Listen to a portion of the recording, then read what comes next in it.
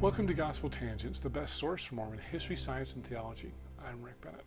So as you know, they kind of hit pay dirt last time and found the Mormon Cave. So now we're going to talk about the dig inside the cave where they tried to clear it out and what did they find inside. So if you haven't watched this on YouTube, Kern has added some amazing clips of the excavation, both video and still photos.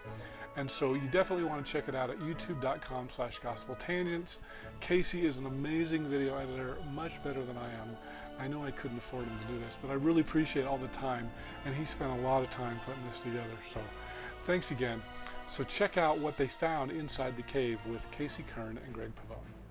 So at the end of the eight hours on day one, Wednesday, September 2nd, we discovered it.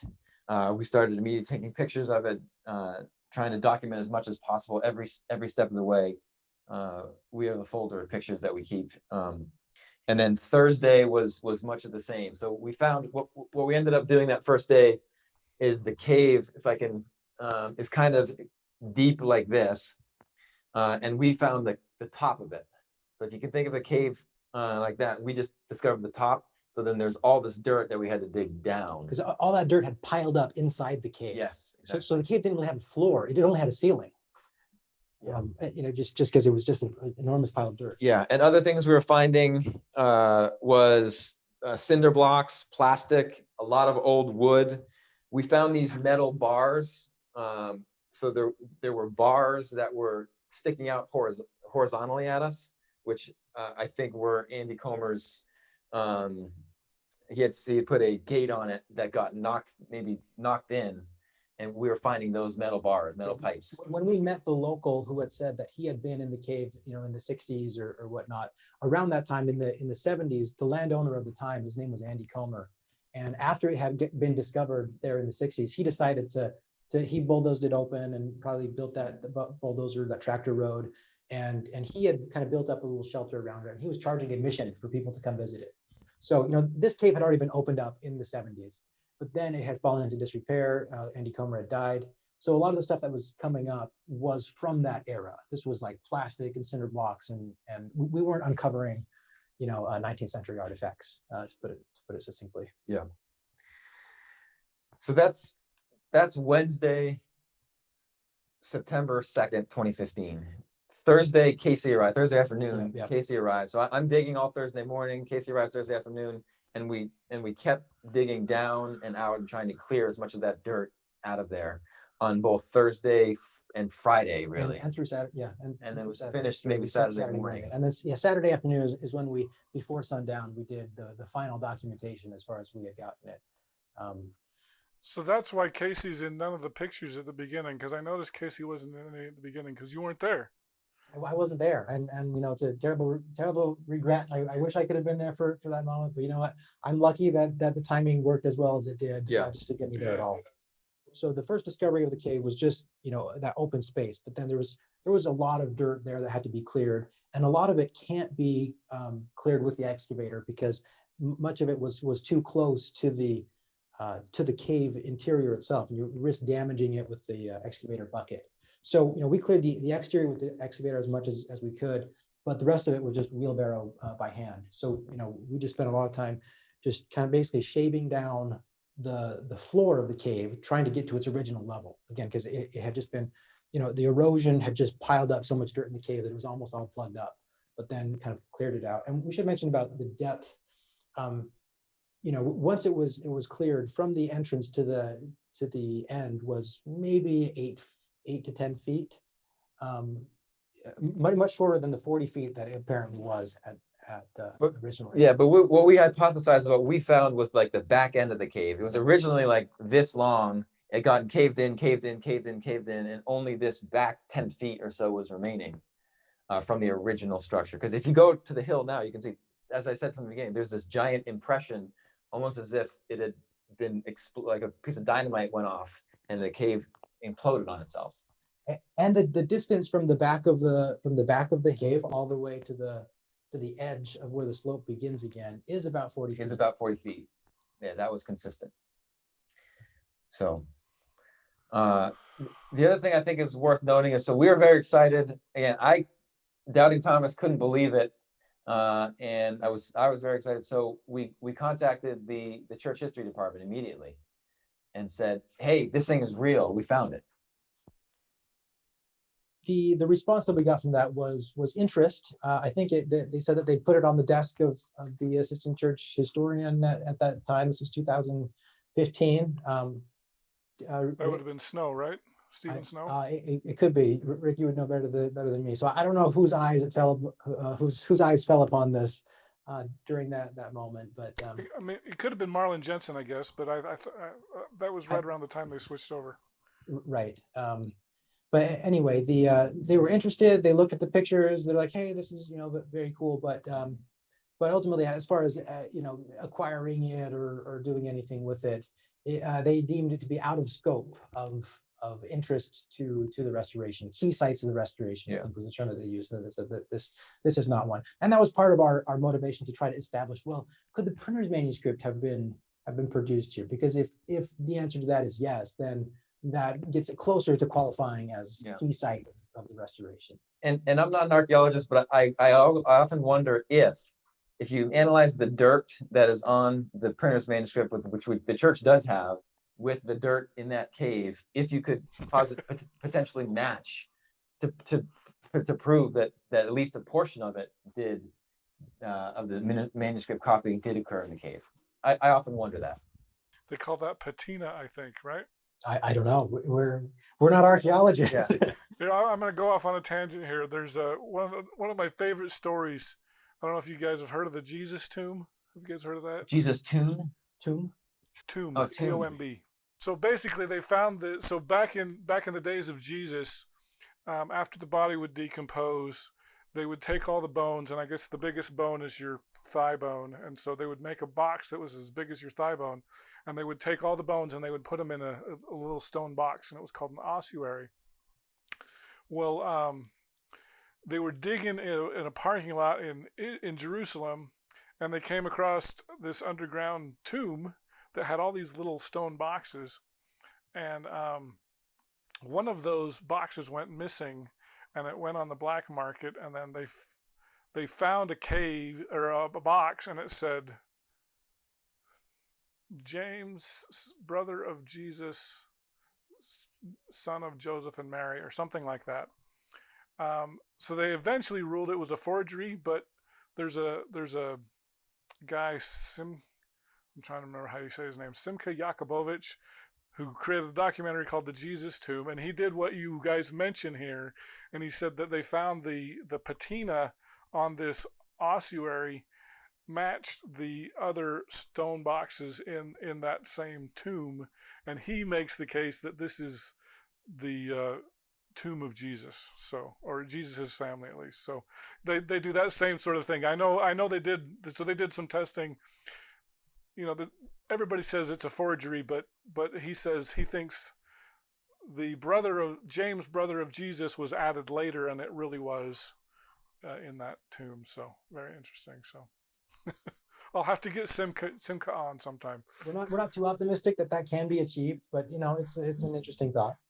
So at the base of the cave, there were these wooden boards, and we honestly, not being archaeologists, didn't want to damage anything, so we dug down probably 10 feet or so.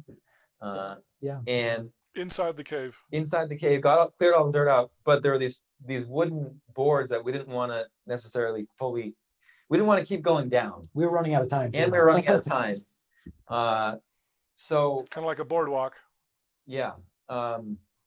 So I think what I would love to see, if I had the time and the resources and the expertise, would be to have a full archaeological dig occur on that site, to go down, dig farther down, like I said, and to really do it right, with experts and professionals who can both safely and properly archive and protect anything that could be there.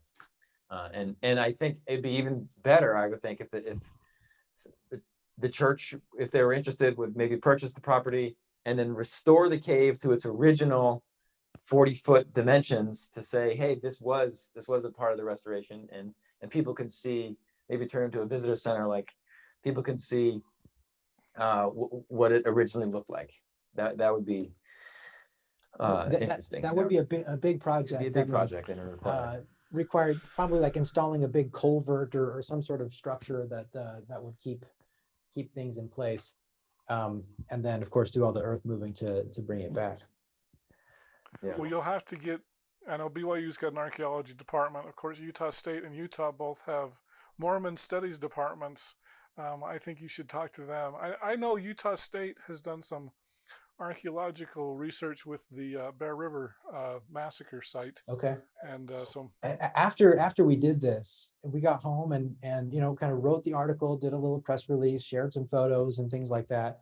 And we were hoping that somebody could kind of come in and do the take the baton and write the next chapter. And we did actually contact pretty much everyone that we thought would be relevant, or have any interest, on Church History Department, Community of Christ, BYU Archaeology. I think pretty much every archaeology department that we could find an email for, we at least mentioned. And there was interest. It was like, hey, this is really cool, but I can't request budget for this. Yeah, was kind of the response. So that was a little bit disappointing.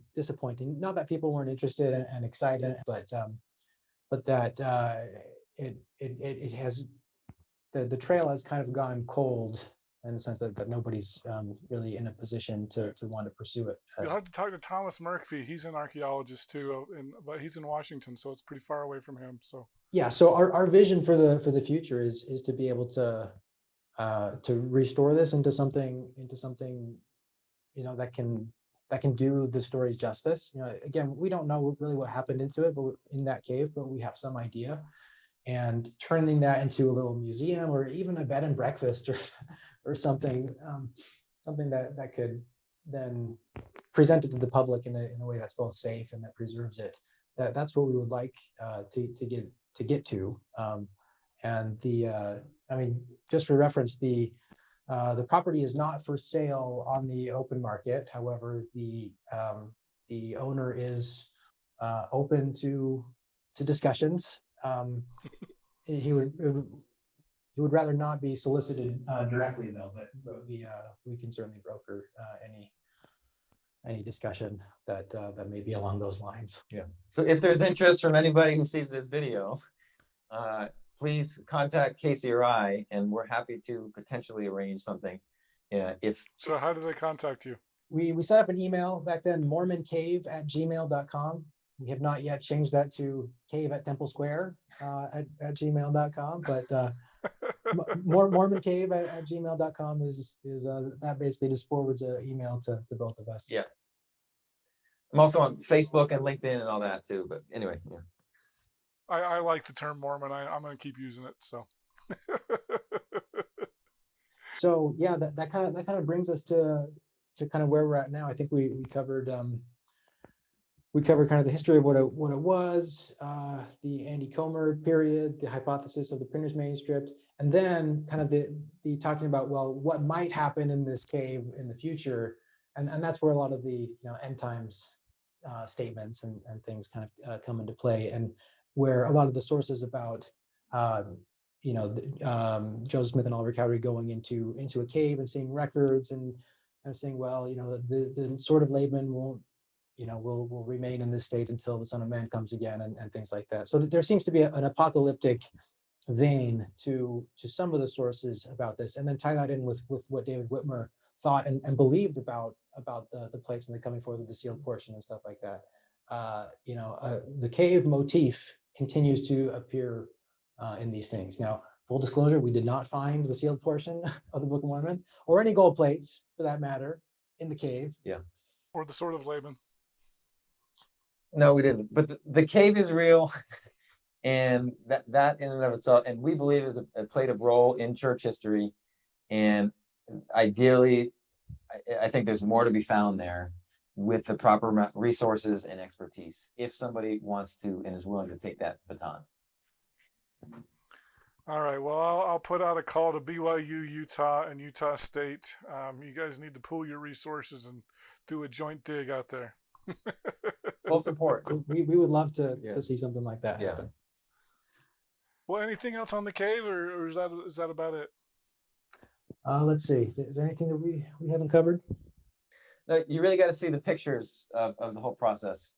For those, is it on archival.link? Yeah. Some select pictures, and I don't know if for those of you that may be watching this, you may have seen some footage on top of the interview. And for those of you listening, you can refer to the video. There'll be some visuals. Yeah, Casey was nice enough to share those with me, so I'll try to splice those in as we can. So yeah, please. Well, cool. I hope you enjoyed our conversation with Greg Pavone and Casey Kern. In our next conversation, we're going to switch topics and talk about Book of Mormon geography theories. In fact, we'll probably talk about the most unusual theory out there. Did the Book of Mormon take place in Malaysia? So I open up Google Maps, and I type in, or Google Earth, and I type in, Malaysia. And then there's Google Earth starts spinning, goes across the world, and starts zooming in. And I see it. I see this. Yeah, and it was a jaw-dropping moment. And it was like, how has nobody noticed this before? Or like, and then so, that was just the first impression. And I start digging in more, and then I come across Ralph Olson's work, and where he basically proposes that the Book of Mormon took place on the Malay Peninsula. If you'd like to hear the entire interview uncut, please subscribe for just $5 a month at patreon.com/gospeltangents, and you can hear the entire interview before everybody else. If you'd like to watch the entire video for just $8 a month, you can either subscribe on YouTube, Patreon, or my website, gospeltangents.com.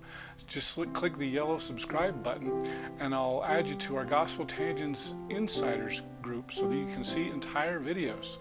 For those interested in a PDF transcript, you can subscribe at either Patreon or on my website. For just $10 a month, I'll send you a PDF as soon as it's complete. If you'd like a copy of the paperback as well as a PDF, just sign up for $20 a month at either Patreon or my website, gospeltangents.com. Of course, you can buy individual transcripts at Amazon.com and just do a search for Gospel Tangents interview, and you can see all the things that we have there. Don't forget to support Gospel Tangents with an awesome t-shirt like one of these. You can subscribe at Apple Podcasts at tinyurl.com/gospeltangents. Get our latest updates at facebook.com/gospeltangents. Also, you can get our Twitter updates at Gospel Tangents. Click here to subscribe, here for a transcript, and over here we've got more of our great videos. Thanks again.